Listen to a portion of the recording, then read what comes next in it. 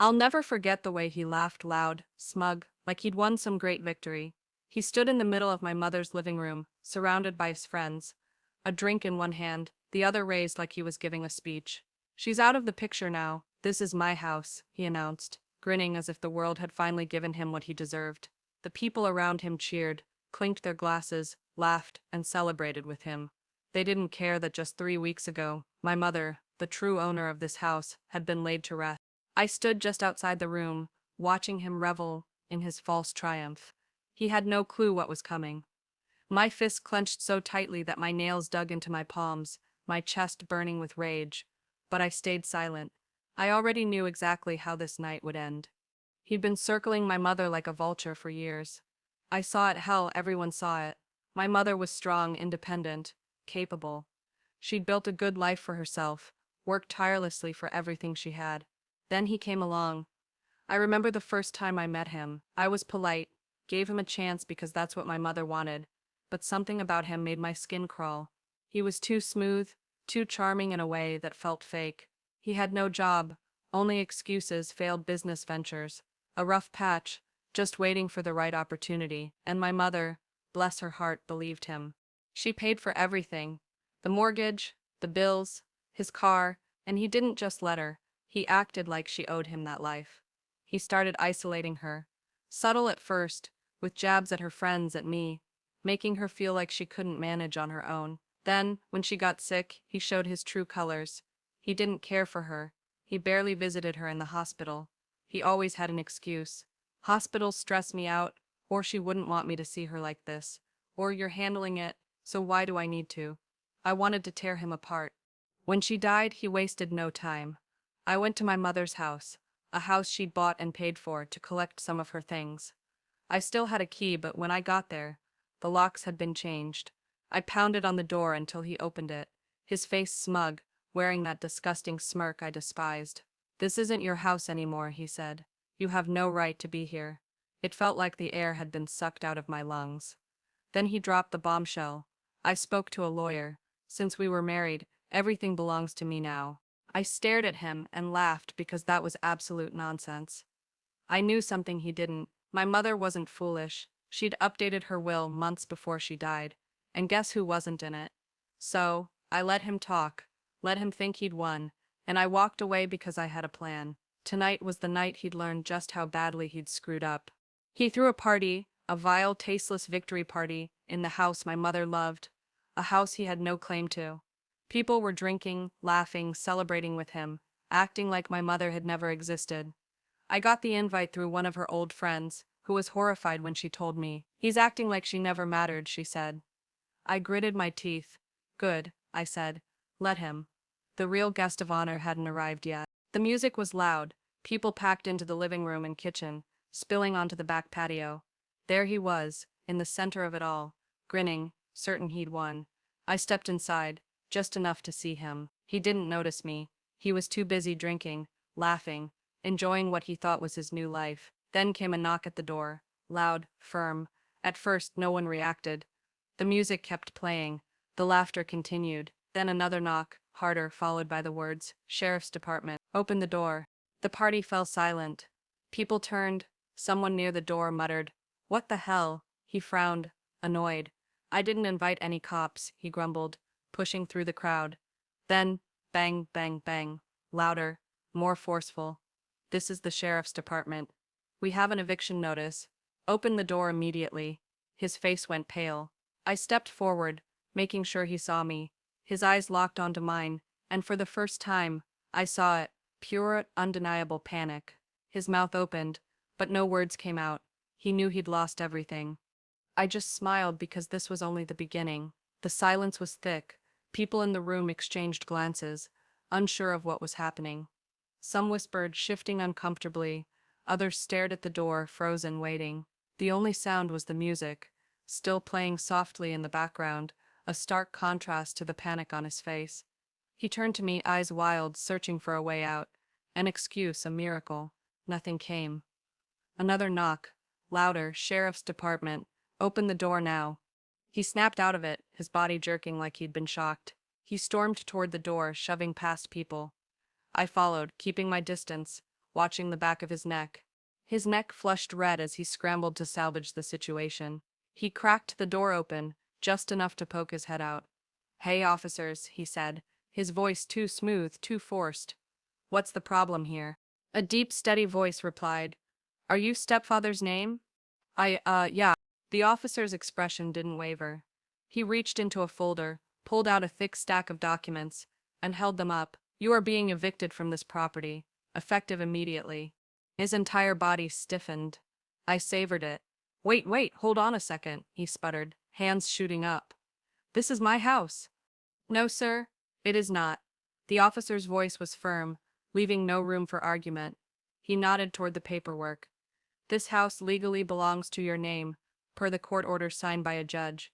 You are unlawfully occupying the property and must vacate immediately.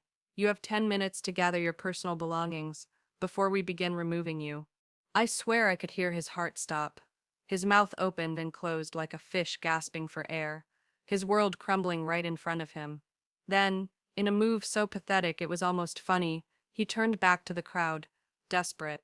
"Somebody call a lawyer," he said, his voice cracking. "This isn't right. They can't do this." Nobody moved. Not one person. His friends, his so-called supporters, just stared. A few glanced at me, then back at the officers, then at him, and one by one, they started backing away.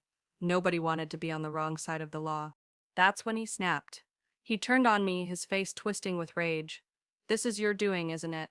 he spat, stepping toward me. "You think you're so goddamn smart?" One of the officers stepped in front of me. "Back up," he said, low and firm. The room froze again. For a second I thought he might swing, his hands clenched, his entire body vibrating with humiliated rage. Then, just as quickly as it came, it was gone. He exhaled sharply, chest heaving, and turned to the officers. "Fine," he hissed. "I'll leave, but I'm taking what's mine." "Only your personal items," the officer said. "Anything belonging to the estate stays." His jaw tightened. He didn't like that, but he had no choice. He stormed through the house, shoving past confused guests, ripping open cabinets and drawers. I followed, watching him frantically grab whatever he could. Then he went for the bedroom, my mother's room. Oh hell no. I was on his heels. When he reached the nightstand, he yanked open the drawer and grabbed a small wooden box. My mother's jewelry box. "Drop it," I said, my voice sharp. He whirled around, eyes blazing. "This is mine, she gave it to me." "Like hell she did," I shot back. "You were nothing but a leech to her." He gripped the box tighter, knuckles white. "You can't prove she didn't." I smiled, slow and cold. "Actually," I said, reaching into my pocket, "I can." I pulled out the will, his face drained of color. I had the original copy, notarized, signed, ironclad. It listed every single thing meant for me, and under personal effects that jewelry box.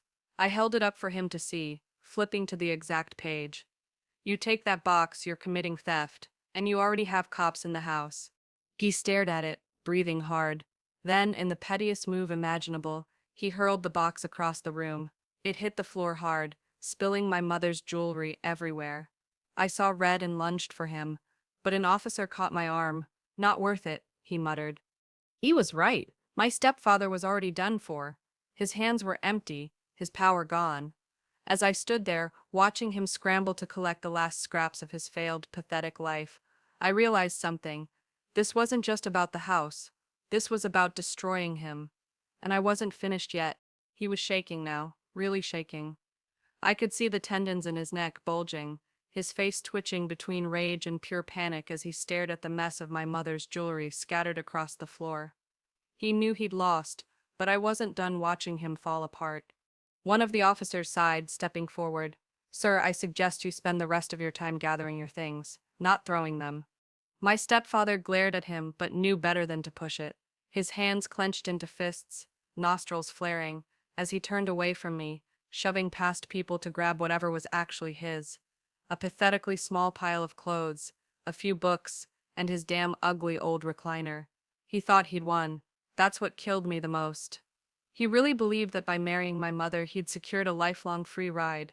He thought he'd outsmarted everyone, that he could leech off her, and once she was gone, everything would be his.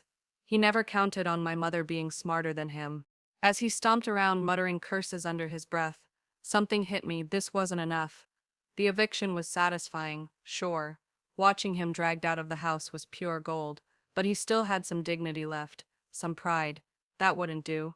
He needed to be ruined. That's when I pulled out my phone. I tapped a few buttons, scrolled through my messages, and found exactly what I was looking for: a conversation with my mother's financial advisor. I smiled. "Hey," I said loud enough for the room to hear. "Do you want to tell everyone what you did with my mother's bank accounts? Or should I?" The entire room went dead silent. I swear if a pin had dropped, we would have heard it hit the floor. He froze, his back to me, hands gripping a box so tightly, his fingers turned white. Slowly he turned. "What the hell are you talking about?" His voice was low, shaking slightly. I tilted my head, scrolling through my phone, pretending to read something. "Oh, I said casually, how my mother had over $60,000 in savings when she passed, and yet the account was empty by the time the estate lawyer got to it." A few gasps rippled through the room. Some of his friends shifted, suddenly uncomfortable. His face was turning red now, blotchy with anger and something else, fear. "You're lying," he snapped. "You don't know what the hell you're talking about." I took another step forward, holding up my phone so he could see the proof. Bank statements, screenshots, withdrawal dates that all lined up right after my mother was hospitalized. "You drained her accounts before she was even gone," I said, my voice sharp and cutting. "She was dying, and you were already stealing from her." The officers were suddenly very interested. One stepped forward. "Ma'am, do you have those statements available to send to our department?" "With pleasure," I said, tapping a few buttons. "Already emailed." Just like that, his night got even worse. The officer's radio crackled, a voice on the other end saying something I couldn't quite hear, but whatever it was made the deputy straighten. He looked at my stepfather with new eyes. "Sir, we're going to need you to stay right here," the officer said, stepping closer. "There's an ongoing investigation regarding financial exploitation of a vulnerable adult. Given this new evidence, you may be looking at additional charges." The walls were closing in. His eyes darted around the room, hands clenching and unclenching, body coiling. Then, like a coward, he ran. He shoved past a guest and bolted for the back door. The officers sprang into action, yelling for him to stop, but he didn't. He tore through the kitchen, knocking over a chair, nearly trampling a woman in his path. I chased after them, reaching the doorway just in time to see him make the dumbest mistake of his life. He didn't realize the backyard was muddy as hell. The second his feet hit the wet grass, they slipped out from under him, and he went down hard, face first. I laughed. I couldn't help it. I'd never seen karma work so instantly. The officers weren't far behind. One tackled him before he could even get up, shoving his face deeper into the mud. "You're under arrest," the words rang out, beautiful and clear. There he was, lying in the dirt, covered in filth, screaming that this was all my fault. He finally realized he'd lost. They dragged him out of the mud, arms twisted behind his back, face smeared with dirt and humiliation. He was screaming not coherent words, just pure rage-filled nonsense. "This is illegal. You can't do this. She's lying. I want a lawyer. You can't." "You have the right to remain silent," the officer said, tightening the cuffs. "I strongly suggest you use it." The guests had completely turned on him. The same people who'd been cheering his so-called victory minutes ago were now whispering behind their hands, shaking their heads, backing away like they didn't even know him. Some pulled out their phones, recording, taking pictures, capturing every humiliating second. I loved it. He'd spent years leeching off my mother, controlling her, gaslighting her, making her believe she couldn't survive without him. Now, he was nothing but a pathetic, filthy criminal being hauled off like trash. The officers walked him to the front yard, past his old friends, past the neighbors who'd come out to see the commotion. Right before they shoved him into the squad car, he turned his head and locked eyes with me. I just smiled because he knew I had done this to him, and there was nothing he could do about it. Justice had arrived. The next few months were satisfying. The police loved the evidence I'd handed over. The withdrawals from my mother's accounts, fraud, financial abuse of a vulnerable adult. They dug deeper into his history, and surprise, he'd done this before 3 times. 3 different women, all older, all financially stable, all taken for everything they had. But my mother was the first to change her will before it was too late. The court ate it up. By the time it was over, he was hit with multiple felony charges. theft, fraud, financial abuse, even obstruction for trying to run. The judge looked at him, like he was gum stuck to her shoe, and handed down a sentence that made me want to throw a party. 6 years in prison. He sat there stunned, blinking like he couldn't process it. Meanwhile, I was in the back of the courtroom, grinning like an idiot. His closest buddies, the ones who'd helped him cover up the money withdrawals and given him legal advice on how to steal what was mine, weren't innocent either. They got hit with charges too, not as bad as his, but enough to ruin their lives. Fines, community service, some even lost their jobs.